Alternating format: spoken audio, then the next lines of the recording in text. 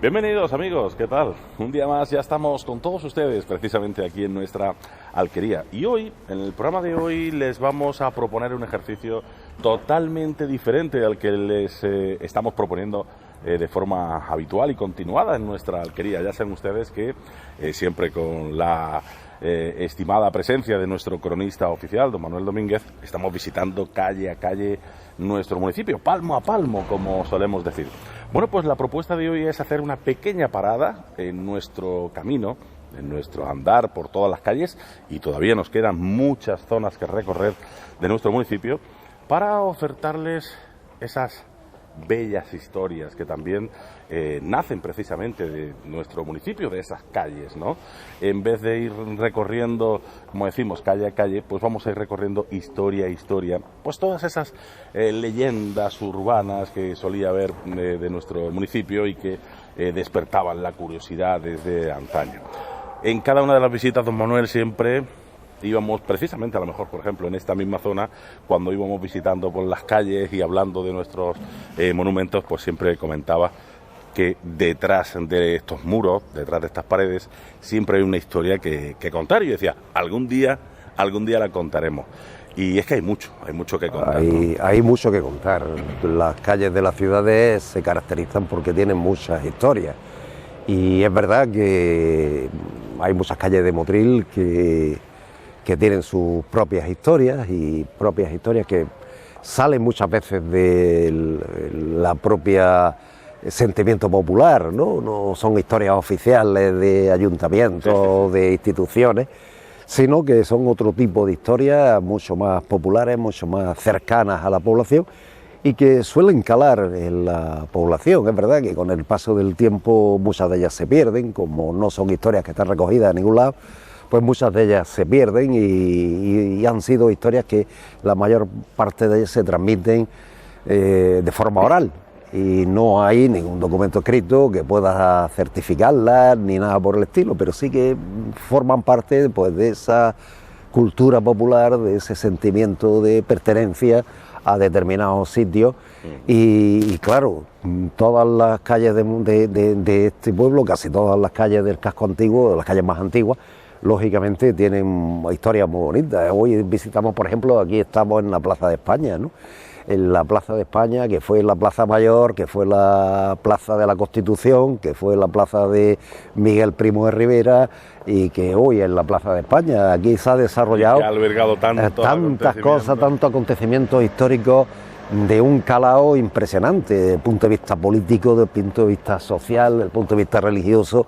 Hemos tenido aquí manifestaciones por la caña de azúcar, esas famosas manifestaciones del 1911, 1914, cuando esta plaza se llenaba de gente que protestaba por los precios de la caña, porque Motril no salía adelante con los precios que los fabricantes daban por la caña de azúcar, o manifestaciones religiosas, cuando había rogativas por sacar santos en la época de epidemias, terremotos, etcétera, etcétera, o cuestiones políticas, tiroteos entre partidarios de uno y de otro en la época de la Primera República, aquí entre partidarios de los federales y los que no eran federales, tiroteándose de una parte a otra de la Plaza de España. Es decir, que esto está lleno de historias, pero además hay otras historias, otras historias, son las historias políticas, claro, las historias sociales y tal. Cualquiera puede contar historias de la Plaza de España que son magníficas, contar historias de las grandes manifestaciones que ha habido aquí, últimas por la autovía, por el tren.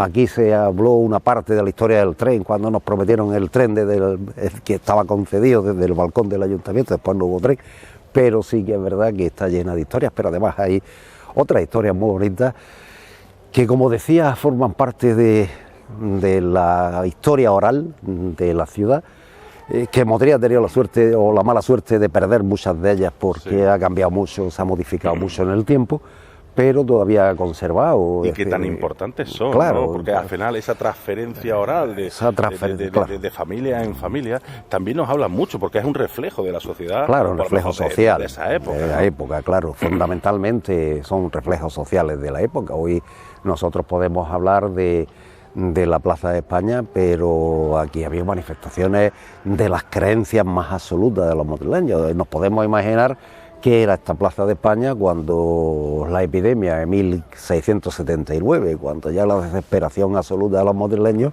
decidieron que había que sacar a los santos porque si no esto se acababa, ¿no? Motril desaparecía, ¿no? Y evidentemente pues está relacionado con esas creencias, ¿no? Con esa, nos podemos imaginar una procesión una procesión para pedir a la Virgen de la Cabeza, al Nazareno, los terremotos, antorchas, velas y todo esto convertido en un escenario tremendo del miedo, ¿no? Porque al final lo que tenían los madrileños era miedo a morir, a desaparecer. Pues precisamente la Plaza de España es donde todas esas historias que después muchas veces se han contado como leyendas y que al final no eran leyendas del todo porque estaban basadas en historias reales y que evidentemente han derivado después en el paso del tiempo en historias que se han modificado con el paso del tiempo, que algo tienen de verdad al inicio. Imagino también que muchas de las historias que vamos a ir contando poco a poco a lo largo de estos próximos programas, algunas, como bien dices, se han satinizado, ¿no? a propósito, ¿no? Para infundir miedos o... Bueno, sí, muchas veces sí, seguramente, pero sobre todo porque tienen o han tenido, porque como decía Motril, en los últimos tiempos, los últimos 100 años se ha modificado muchísimo, pero debió tener un gran acervo de leyendas y de historias relacionadas con la brujería, la magia. Porque, por ejemplo, a mí se me ocurre, ¿vampirismo en Motril? No hay, pero sí que hubo espiritismo. Sí, curiosamente hubo una sociedad espiritista en Motril en el siglo XIX, cuando el espiritismo se puso de moda. Motril tuvimos una sociedad espiritista que fue muy activa y la labor del espiritismo ya sabemos cuál es, que era hablar con los muertos. Nos podemos imaginar la sociedad espiritista, que no sé dónde, no sabemos dónde estuvo la sede. Sí, había sede, ¿no? Sí, debió tenerla. Había sede, pero no sabemos dónde. Nos podemos imaginar pues sentados todos alrededor de una mesa intentando con la luz de gas en aquella época, o los candiles y tal. En aquella época no existía la Ouija, no se usaba todavía, pero sí se usaba el tema de las mesas movibles, la mesa se movía y tal, lo que estaban sentados, y nos podemos imaginar una sociedad espiritista que, según he visto en algunos periódicos espiritistas que hay, citaba que teníamos más de 500 miembros. O sea que una sociedad espiritista estaba de moda el tema. Lo curioso sería saber quién eran los mediums, quién eran los que asistían a esa sociedad espiritista. Sí se conserva en el archivo del ayuntamiento la solicitud para la creación de la sociedad espiritista en Motril, pero no sabemos mucho más de ella, pero debió ser interesante conocer el sitio donde se reunía y por qué se reunían y dónde se reunían y qué es lo que hacían, ¿no? Claro. Yo me imagino que funcionarían igual que todas las sociedades espiritistas de la época, se dedicarían a intentar a través de una medium pues hablar con muertos, ¿no? Es decir, es curioso la historia, pero hoy en nuestra mentalidad, que todavía sigue, el tema del espiritismo todavía sigue, pero no con la incidencia que tuvo en aquella época y en un Motril del siglo XIX, estamos hablando de finales del siglo XIX, 1880 y tantos, 1890, donde me imagino una ciudad media oscura, una ciudad donde la luz eléctrica todavía no se había puesto, un ambiente un poco propicio a ver fantasmas por la noche, ¿no? Y es verdad que tuvo, y yo pienso que debió estar, si no en el casino que estuvo ahí enfrente, pues más o menos, ¿no? Estuvo por aquí estos temas de la sociedad espiritista que tuvieron pues muchísimas incidencias en el Motril de aquella época, ¿no? Y además era casi un grupo de presión, ¿no? Es decir, un grupo de gente importante que estaban asociados con el tema del espiritismo. Igual que cuando hablamos con acontecimientos de la época, no se nos puede olvidar que también Motril hubo una sociedad masónica. ¿Masones? Además, masones con mucha importancia, que se llamó, la logia se llamó Luxecitana, y englobó a muchísima gente de la burguesía media alta de Motril, formaron parte de esa sociedad masónica, que tuvo bastante incidencia. Se conserva hasta el escudo de la sociedad masónica, ¿no?, de la Lux Cesitana de Motril, se llamaba, y tuvo su grado y su importancia en Motril, y mucha de la sociedad, de la gente más importante de Motril, estuvo asociada, de estos finales del siglo XIX, principios del XX, estuvo asociada a esa sociedad masónica en Motril, que tampoco sabemos, que otro de los sitios que sería curioso conocer, dónde estuvo la logia, en qué casa estuvo la logia de Motril, porque sería interesante saber dónde los masones se reunían en Motril, dónde hacían sus rituales. Podríamos tirar del hilo. Claro, ¿no? Dónde hacían sus rituales, dónde hacían sus temas de reuniones y tal. Sería curiosísimo saber dónde estuvo situada esa logia masónica en Motril. No conocemos ni el sitio de la sociedad espiritista, que tiene fines distintos absolutamente a los masones, y dónde estuvieron la sociedad masónica en Motril, dónde estuvo la logia masónica en Motril, y dónde celebraban los masones su acto. Hoy nos parece una cosa muy extraña, ¿no?, pertenecer. Es verdad que todavía existe la masonería, pero no tuvo la incidencia que tenía en esa época, donde era una cuestión de prestigio estar asociado a una sociedad masónica de la época, y Motril también tuvo su sociedad de masones en Motril, francmasonería. Sí, cierto peso, porque además lo conformaban gente muy conocida del Motril, de la época, y de poder, y de cargos municipales y concejales y algún alcalde, es decir, que conformaban pues el mundo de la masonería. Debió estar alrededor también de esto, es decir, porque casi la Plaza de España, o sea, es el sitio central, el núcleo por supuesto, eran anticlericales los masones, es decir, no podían ver un cura ni en pintura, no la iglesia como religión, no tiene nada que ver con la religión, sino como la iglesia como participación, ¿no?, en la política y en la vida política de los países, ¿no?, de la influencia de la iglesia, no en las cuestiones religiosas. Por lo tanto, son dos historias que son muy curiosas, son dos de los enigmas de Motril.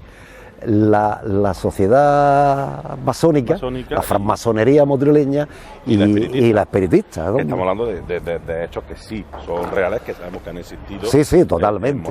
Estamos hablando de historias que posiblemente, de las que vayamos a contar, historias que posiblemente pues, son inventadas o pseudo inventadas o transformadas para antojo a lo mejor de poderes, de instituciones, o simplemente porque se van transformando con el paso del tiempo.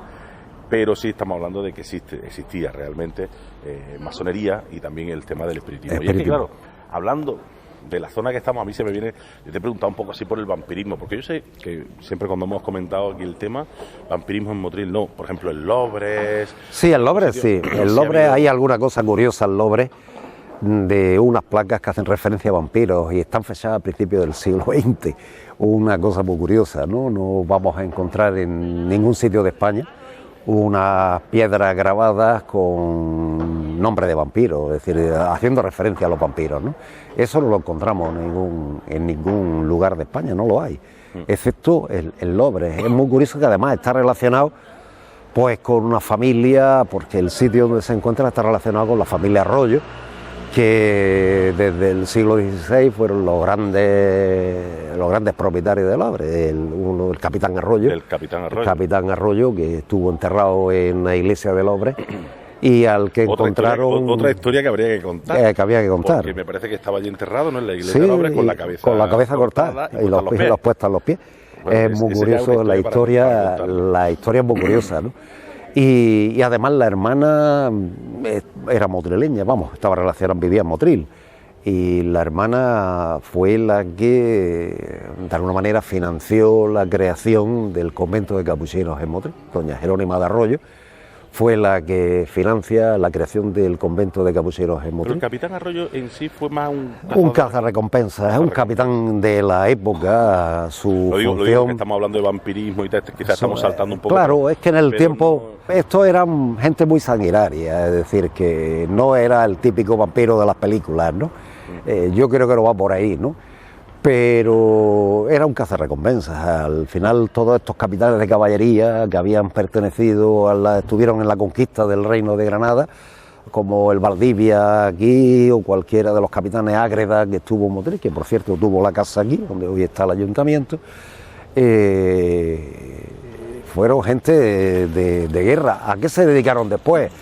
a perseguir moriscos y a cobrar cobraban por morisco cazado, ¿no? Pues los monfíes, los guerrilleros moriscos que actuaban en los montes alrededor de Motril y tal, pues se dedicaban a cazar moriscos. A justiciar, sí, además está muy bien recompensado. Y luego los juicios que tenía este hombre, casi que se libraba de todo. Todo. Además, una cosa que tenía el Arroyo es que los Reyes Católicos le hicieron una merced muy importante en aquella época, le dieron las casas de prostitución que eran estatales. El Estado cobraba, entonces de la merced... Las casas de prostitución eran estatales. Eran estatales. El Estado cobraba un impuesto por las casas de prostitución y el Estado tenía el privilegio de cobrar ese impuesto a las casas de prostitución, o las casas de conversación, como también se decía en esa época. De conversación. Iban a conversar, seguro. Y se la dieron a Arroyo, ¿no? Y eso debía ser un buen negocio, para este señor, este capitán. Por ejemplo, el capitán González de Quesada, que es otra de las cosas curiosas, ¿no? Un hombre que llega a Motril en 1513, se aloja en un mesón que tenía la latina Beatriz Galindo, donde hoy está el Calderón, que era la Alhóndiga vieja de los musulmanes, y termina muriéndose con una fortuna siendo uno de los hombres más ricos de Motril. ¿Cómo se hizo rico? No lo sabemos. Seguramente, y ahí viene lo que hablábamos del capitán Arroyo, es que cobraban una recompensa la corona le daba unas recompensas muy grandes. Por ejemplo, el caso de Gil González de Quesada, ellos mataron a un monfí, a un guerrero morisco, a un guerrillero morisco que se llamaba Arroba, Arroba.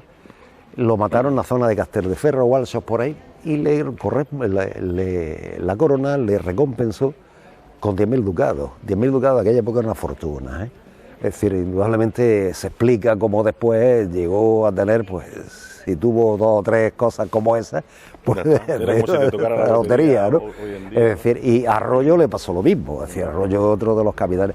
El caso de Ágreda, del capitán Ágreda, que yo decía que estuvo porque el ayuntamiento hace la casa esta, la primera, que es cuando sobre mediados del siglo XVI, cuando abandonan el ayuntamiento original que estaba en la calle Zapatero y se vienen aquí, lo hacen sobre el solar de Ágreda. Este capitán es una cosa muy curiosa, no sé por qué, desconozco por qué, cómo terminó de ermitaño en la ermita de San Sebastián. Es muy curioso, pasó de ser uno de los capitanes de caballería famosos de Motril y tal, y terminó de ermitaño en la ermita de San Sebastián, arrepintiéndose de todos sus pecados, seguramente, terminó de ermitaño en San Sebastián. Otra de las cosas que tampoco desconocemos, ¿no? Es decir, por qué este capitán que llega a Motril siendo uno de los capitanes más famosos de la época del Reino de Granada, termina de ermitaño en la ermita de San Sebastián, a la entrada a Motril, que estaba la antigua ermita de San Sebastián, termina siendo el ermitaño del patrón de Motril que protegía a los motrileños de la peste. Es decir, tenía que estar bien arrepentido. Arrepentido de sus pecados. De todo. Bueno, pues fíjense ustedes, estamos prácticamente en la introducción de este nuevo concepto de programa que les estamos ofreciendo, y ya nos ha salido el tema del espiritismo, nos ha salido el tema del vampirismo, nos ha salido el tema de la masonería. Hemos hablado del capitán Arroyo, de Ágreda y de Gil González de Quesada. De González de Quesada. Fíjense ustedes si tenemos temas. Pero claro, a mí a la cabeza se me vienen pues muchas de esas historias que, como digo, han ido saliendo a lo largo de todos estos recorridos que hemos estado haciendo durante los últimos años. Precisamente en los últimos programas hablábamos del niño saludador. Salía la placeta del espanto, ¿no? Que eso es una historia ahí también bastante bonita. La niña de la acequia. La niña de la acequia. Que si estamos hablando de esto... La niña resucitada. Una niña que resucitó. No, parece que se fallecía... Se había ahogado en la acequia. Se había ahogado en la acequia y curiosamente... Estaba en la acequia, en el puente que había en lo que hoy es la Plaza de Atenería. Ahí había un puente para pasar de la Plaza de Atenería, el puente del Manjón, del puente sobre la acequia, en la zona de la Rambla del Manjón. Cuando termina la Rambla del Manjón, la Plaza de Atenería, y ahí había un puente para pasar al otro lado de la Vega, ¿no? Y para atravesar la acequia. Y una mañana de 1620, a un matrimonio se le cae la niña, con 4 o 5 años, se le cae la niña a la acequia. La acequia de Motril, en esa zona de ahí, traía, ahora no lo sabemos porque está en bóveda, pero traía mucha corriente, siempre fue una acequia con mucho caudal y traía mucha corriente. La niña se le cae a la acequia, el padre se tira a por ella, no la puede rescatar y cuando consigue sacarla, la niña está muerta, está ahogada y está muerta. La llevan a la casa y allí, pues bueno, los médicos, los de la época, los sacerdotes, toda la niña certificaron, los vecinos, que la niña está muerta y que no hay nada que hacer, que la niña, el padre la rescata, tarda en rescatarla y la niña muere. Han pasado 5, 6 o 7 horas del ahogamiento de la niña y la madre se encomienda a la Virgen de Gracia. Y cuando la traen de la casa, o la iban a traer de la casa a la iglesia mayor para enterrarla en la iglesia mayor, porque la iglesia mayor es el sitio donde se enterraban a los niños, la niña resucita. Y en unos minutos está tan viva como antes de caerse a la acequia. La niña resucitada. Ellos piensan que es un milagro de la Virgen de Gracia y lógicamente pues colocaron, que se ha perdido, en la iglesia mayor colocaron un cuadrito con el retrato de la niña y con la leyenda esta de la Virgen del milagro, que la niña se resucitara después de estar 7 o 8 horas muerta. Es muy curiosa la historia, también el retrato debió estar en la iglesia mayor, pero no se ha conservado. Estamos hablando de una historia real. Sí, una historia real. Una historia real. Volvemos al principio de que bueno, muchas de las historias que contemos a lo mejor no son oficiales, por decirlo de alguna manera, pero es verdad que... Pero es una historia de creencia, ¿no? Porque ellos piensan, o la familia piensa, que la madre era una gran devota de la Virgen de Gracia y la Virgen de Gracia es un milagro. Se lo atribuye directamente a la Virgen de Gracia y es el milagro que hace la Virgen de Gracia con su hija que se había ahogado en la acequia y que resucita como si no hubiera pasado absolutamente nada. La niña está perfecta. Y lo curioso hubiera sido poder contemplar el retrato de la niña con la leyenda que debió estar en la iglesia mayor, el cuadro que la madre encargó debió estar en la iglesia mayor, pero no se ha conservado. Esos los exvotos, que curiosamente no se han conservado ninguno, mientras en otros sitios hay muchísimos exvotos de este tipo, de milagros, de santos y de vírgenes y tal, no hay votos. En Motril se debieron perder pues en la época de la guerra seguramente, o antes con los franceses, o seguramente con la guerra civil, con la guerra de independencia, ¿no? En época de los franceses cuando estuvieron en Motril, que también saquearon lo que pudieron, lógicamente, ¿no? Claro, sí. Es decir que, bueno, franceses no, eran polacos. El batallón que hubo en Motril, de guarnición en Motril, en la época de la Guerra de Independencia, no eran franceses, eran polacos. Era la división del Gran Ducado de Varsovia y eran polacos. Y estuvieron de batallón, de guarnición en Motril, cuando el tiempo que Motril estuvo ocupado por los franceses. Pues la verdad es que sí, Manuel, porque son muchísimas las historias que rodean a nuestro municipio. Y muchas las que alberga, como decíamos, las paredes de nuestros monumentos y fuera, ¿no? Claro, y muchas cosas que no conocemos, ¿no? Por ejemplo, estábamos hablando de las cosas que ocurrieron aquí en la Plaza de España. Esta pared, esta que estamos aquí, se convirtió en el paredón de fusilamiento de afrancesados. Ajá, claro. Cuando la Guerra de Independencia en 1810, el alcalde de Otíbar, que era el guerrillero que actuaba en esta zona, Manuel Fernández Cañas, que era el guerrillero que actuaba en la zona de la costa, contra los franceses ocupa Motril y los franceses se van de Motril, aunque después volvieron, pero se van de Motril porque el alcalde de Botivas con sus guerrilleros ataca Motril y da la casualidad que pillan en Motril a unos afrancesados de familia motrileña, pues estaban en Adra, de los Illuminati, que estaban en Motril y que eran afrancesados y fueron fusilados aquí contra la pared aquí en la Plaza de España, contra la pared de la Iglesia Mayor y contra el muro de entrada a la Iglesia Mayor. Estábamos en el sitio público, seguramente lo harían público, claro, muy público para que los demás afrancesados fueran aprendiendo, ¿no? Es decir, y hay otra historia muy curiosa que ocurre también en la Plaza de España. Dicen que a veces la sangre acusa al asesino. Ajá. Y hay una historia, encuentran en la sierra, por aquí en los alrededores de Motril, un hombre muerto, asesinado a puñaladas. y lo traen a Motril. Eso debió ocurrir a principios del siglo XVII, y lo exponen aquí, en la plaza.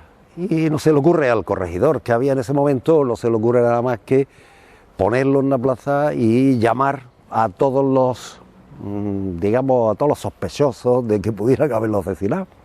Y cuando se acerca uno de ellos, la sangre del muerto, que llevaba no sé cuántas horas muerto ya, o un par de días muerto, empieza a manar, con lo cual denuncia de esta manera al asesino. Ajá. Velando quién era el asesino. Claro, automáticamente el que se acercó y el cadáver empezó a manar sangre de las heridas. Se puso algo nervioso, ¿no? Lo detuvieron y lo justiciaron, lógicamente, por el tema de que era el asesino. Es decir, la sangre a veces nombra o identifica al asesino. Y eso también pasó aquí en la Plaza de España, supongo que ante un montonazo de gente, y que esto estaría pues a reventar de gente viendo el muerto allí puesto, ¿no? Es decir, que y ese fue, y además era una prueba contundente de que el culpable era el que se acercaba al cadáver, y el cadáver manaba sangre, y el hombre llevaba varios días muerto, por lo que se ve. El caso es que manó sangre, y aquel fue acusado de asesinato y seguramente ajusticiado, ¿no? Bueno, pues fíjense ustedes lo que estamos aprendiendo ya en este primer programa con las historias, leyendas, casos que ocurrían en nuestro municipio en el pasado. Pues nosotros les proponemos que a partir de ahora vamos a tener una serie de programas, vamos a descansar un poquito de las calles, que tenemos todavía muchas por recorrer, todo hay que decirlo, y de zonas de nuestro municipio y monumentos en sí.